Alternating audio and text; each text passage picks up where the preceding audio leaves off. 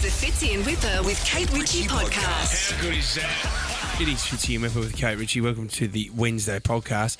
Did you miss the layover stories today? This is off the back of an old interview that's resurfaced of Angus Young from AC/DC. Okay. He's with his brother Malcolm, and they're talking about Bon Scott, and a few Bon Scott stories rock up, and how Bon just used to go missing. God, okay. Like not just for a few hours, like a week. Right, okay. He missed his layover. This is an unbelievable story. And then we got this unbelievable call from someone whose husband missed the layover. This sounds unbelievable.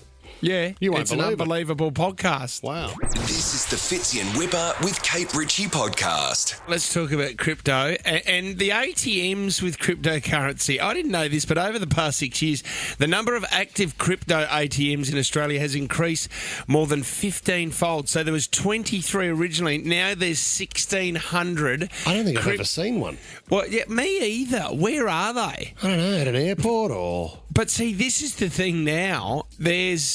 So, you know, with the pokies now that you have to use your credit to use the pokies, you can't use cash. And this is to do with the drug dealers because what they do is they're laundering the money, the cash that they're getting Right. through the pokies. So now the law has been changed that you've got to use credit cards. Right? Yeah. Okay, so you're not using cash anymore. But now I think what criminals are doing is they're using their cash that they're making from the drugs and they're putting it straight into cryptocurrency ATMs and then converting it to crypto. So the ATMs take cash. So, yes, it's all cash. I thought it only worked the other way around where I would have... Because you can have crypto on a card... Right? Yep. So Yep. you might have your Bitcoin on a card, which looks like a credit card. You insert that into the ATM like a traditional ATM, and then you get your money out. Your Bitcoin is converted into cash, and you receive the cash. Do you get the money out, though? I think this is just more... Couldn't be like a deposit box. But you know what they're saying here as well, though? That a majority of the people that are using these crypto ATMs, and this is really sad, are above 50. And the reason why is because they're getting scammed, Whip. So they're being told that you need to deposit the cash into these crypto ATMs, and then they can't be traced. And these poor people are getting scammed. The other one as well, because there's so much cash going into these cryptocurrency ATMs, this is just free reign. It's free reign for anyone just to rock up with their ute and just ram raid an ATM. Have a listen to this guy talking about all the ram raids that are happening on the cryptocurrency ATMs. The crypto machines aren't as robust as typical ATMs which are issued via banks, and it turns out that not all of them have die bombs so that the money is unusable after they're broken into. So they're just free reign. I mean...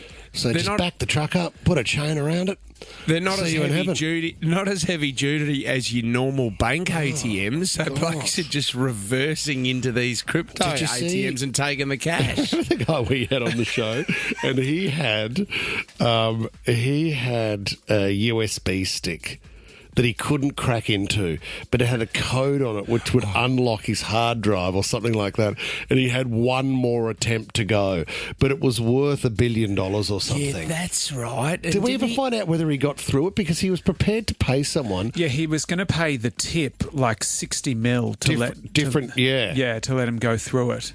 Then the recent update on that guy, Tommy, was that he's now trying to buy the tip because the tip wouldn't let him go through it. Right. So he's tried to crowdfund to buy the entire tip in the promise that I will give you your money back if I can find that bloody hard drive. God, there's a few loops you've got to jump through first, don't you? Jeez, good luck, everybody. Buy a tip today. This is the Fitzy and Whipper with Kate Ritchie podcast. There's a brand new band that's sweeping the globe at the moment. Their name is AC/DC. Okay. And what did they win? Some talent contest or something, did they? They're about to do their European tour. Czech Republic, Germany, Poland, Spain, How are they my still gosh, touring? Italy. Now, these are huge stadiums that they're playing. It's unbelievable, mate. Angus, I don't know how Angus is getting through it, and Brian as well, but what a band. How old are they, you reckon? There is talk. I would say, I reckon Angus is getting close to 80. Tommy? Got to be at least mid-70s. Yeah, Angus is 70. Brian is 77. Oh, mate. Because the minute you stop, you're dead. Yeah. So there is talk, whispers, that they will be coming to Australia at the end of the year, December or the start of the year. Haven't called it yet, though. You'd think that they would have to call it pretty quickly because we're halfway through the year already.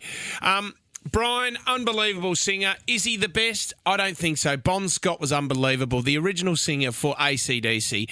His voice, his stage presence, some of the stories going around about Bon Scott as well. Unfortunately, passed away in his car when he vomited on himself. But this is an unbelievable story that's come out. This is an interview that Angus Young did a very long time ago about Bon Scott. He was in London and his mum was with him, Whip, and he was getting a flight back to Sydney to see some other family.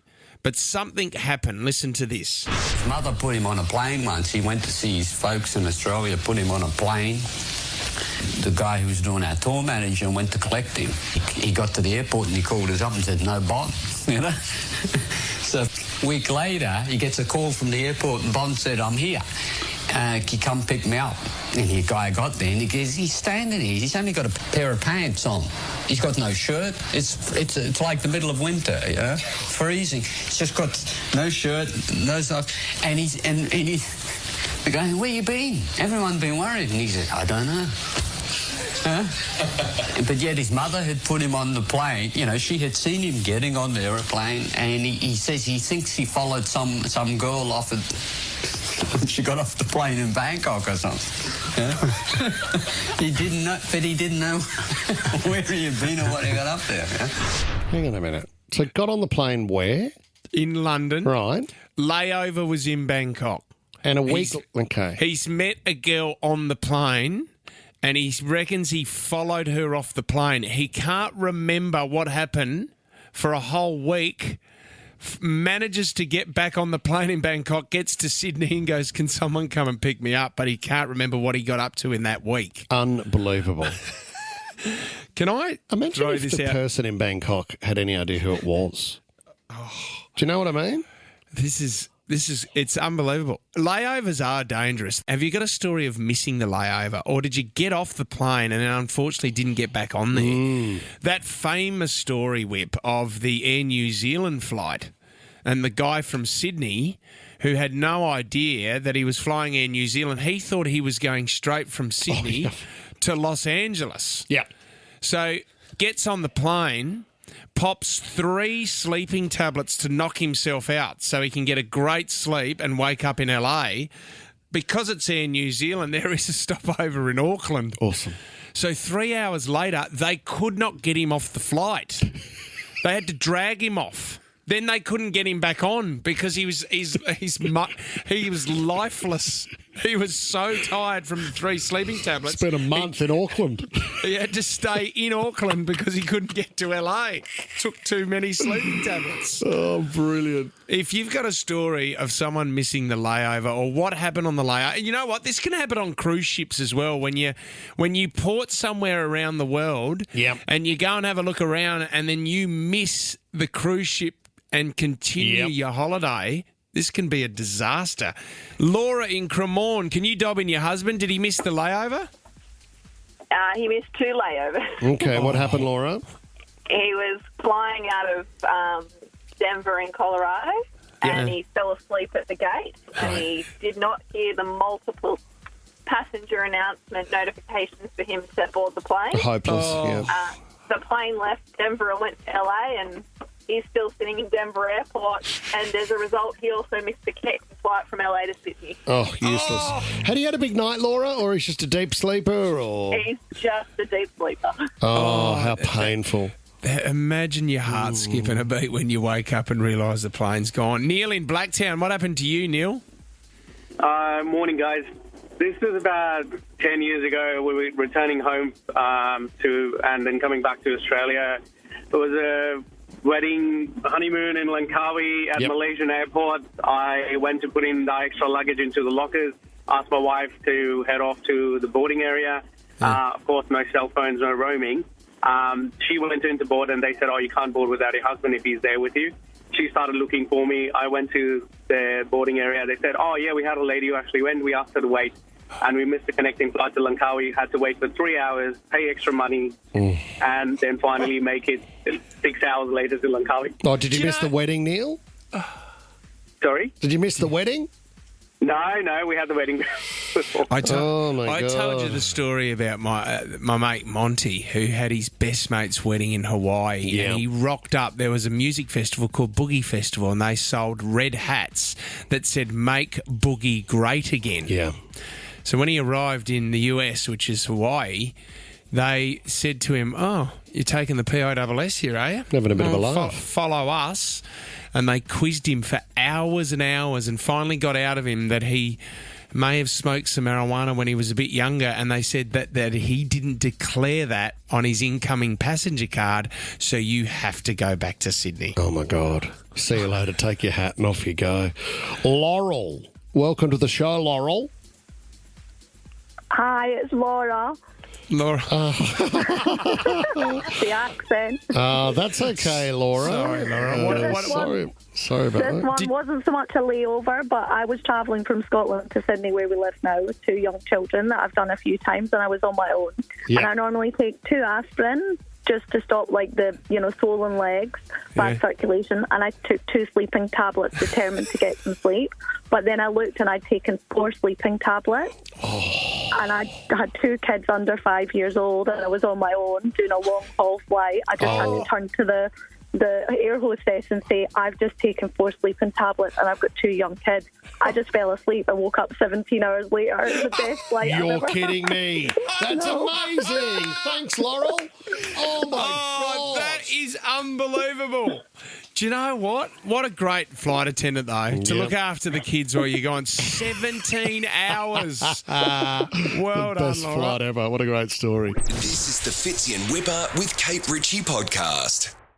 Yeah! All right. It's time for 60-second starts. Kate Ritchie's I'm still standing. Now. Well, let's get Juliet back on because you are our first contestant. Juliet, you're up against Nick this morning. He's representing Des Moines. Did you like a bit of DJ Scudder in your mix this morning, Nick? Absolutely. Beats a cup of coffee, doesn't it? Good on you, Nicholas. Hey, you've got an interesting job, Nick. What do you do? Yeah, I make arms and legs for amputees. Do you? I watched an ABC story not long ago on this. Would you have featured on that? Probably not. I'm like you blokes overhead for radio. Okay, great news. Nick, Hit every branch on the way down, did you, when you fell out of the tree? Absolutely. Nick, that's a fantastic thing to do. Well done on what you would do contributing to the community. I love that. Well done, mate. Yeah, thanks, guys. Awesome work. Juliet's going first. Get one wrong, power goes over to Nick. Whoever has the power at the end of 60 seconds gets the $100. Juliet, here we go. Your 60 seconds starts now. How many centimetres are in a metre, Juliet? 100. Correct. Which global pop star kicks off her Sydney shows tonight? Katy Perry. That is correct. What does website Rotten Tomatoes do? Movie review. Yeah, reviews, yes. 19-year-old NRL prodigy Lockie Galvin has just left the Tigers. What club is he going to, Juliet? Panthers. No, it's the Bulldogs. Over to Nick. Nick, Mr. Brightside is which band's biggest hit? The Killers. Yes. The ABC's Gruen is on tonight. Who is the host? Will Anderson. Yes. Usman Khawaja plays what sport? Cricket. Yep. Raise Your Glass and Funhouse are songs by who, Nick? Pink. Yes. Which car company makes the Yaris? Toyota. Yes. Is China... Nikos goes bang. Well done, my man. $100, all yours, easy. Unreal. Thanks, guys. That's great. Juliet started very, very well. Did Stanmore Park proud. She did really well. Didn't win. you. Thanks, Juliet. She's so positive. Do you know lovely. what? For her positivity... Yeah, what are you going to give Juliet just to balance it out? I'm going to give her something here. Okay, what's on your shirt? Juliet, have you got kids? I do. I have 2. Do you want to go to the Sydney Zoo? I'll give you a family pass to the Sydney Zoo. You can take the kids there. Oh, that would love that. Thank you so much. No worries. Actually, do you know what? Why don't you go and see Glow by Sydney Zoo? I'll give you that as well. Stay on the line. We'll get your details. Congratulations. Good on you, Jules. Thanks for playing. Nick, well done, guys. This is the Fitzy and Whipper with Kate Ritchie podcast. A very rare, very, very rare photo of Suri Cruise has just been taken in New York City. You don't really get too many photos of Suri Cruise. This is the daughter of Katie Holmes and Tom Cruise. Oh my! I'm about to put this up on the screen. Oh my God! I cannot believe how much she looks like her mother. Around the same age width. How old is she? Do you know? So I think Katie Holmes, is probably a little bit older in that shot. But have a look at the smile. She looks exactly like her mum. It's unbelievable. 16, 17. Hey Siri, look like your mum at the same age.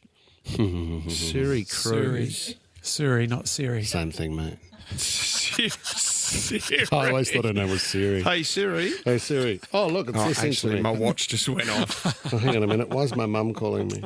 What's going on here? She's 19 years of age at the moment. But you know, like I absolutely adored Katie Holmes on Dawson's Creek. We had a Dawson's Creek fan club. That doesn't mean I'm in love with Suri Cruise. That would be a bit creepy. Yeah, a little bit.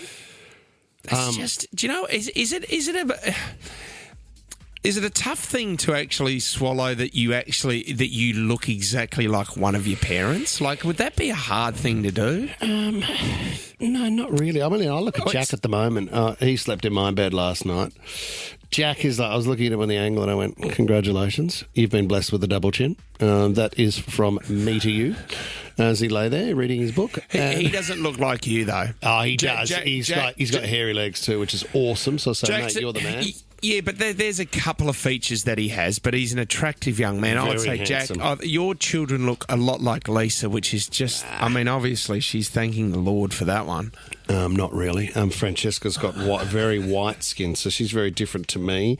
We still don't know who the father is, but, you know, if your kid looks like you, I think it's a great thing to pass on. Yeah, it is. It's tough for the kid, though. When you get your teenage years and you're sort of rebelling against your parents and pushing them away. Yeah. When everyone's comparing you, look, you look exactly like your mother. It's probably the worst thing to say to a child. Especially to Tom, who does. So you look a lot like your mum, Tom. Yeah, and my your grandmother. mother-in-law. Yeah, and my mother-in-law. That's right. Almost identical. Yeah, it's a triple. How good. Do you guys want some wholesome content? What do you got? This is amazing. Talking of daughters, Alanis Morissette has 3 children, right? They're called Eva, Onyx and Winter. She's married to Mario Solai Treadway. Wow. They're the proud parents of 3 beautiful kids. They've got 2 sons, Eva and Winter, and their daughter, Onyx. Onyx is 9 years of age. How's this? Onyx got up with Mum and sang this song, Isn't It Ironic, last night on stage. So this is in...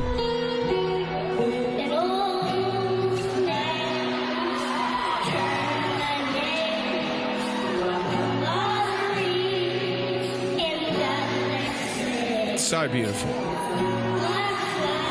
How long did this go on for? The whole song. Oh, yeah. It's an expensive ticket. Well, wait till she gets into the chorus. She fires up. Here she goes. Oh, I'm out, mate. It's cute. It's beautiful. See,